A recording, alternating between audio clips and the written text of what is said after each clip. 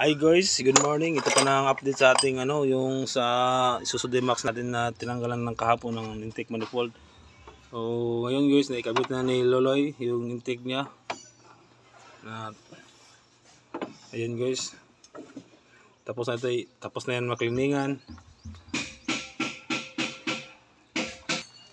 At ito naman guys, yung puring-puruan natin na ni-assemble nung isang araw. Yun ay malapit na matapos, konting na lang dito, yung mga taring-taring niya. Tapos baka bukas may kabit na ito sa unit niya. Unahin muna namin yung D-Max niya.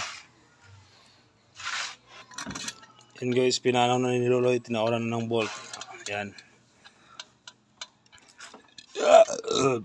So guys, update na lang namin kayo kung pagkatapos ito na may kabit namin, update lang namin kayo kapag umandar na, kapag okay na ito guys. Tapos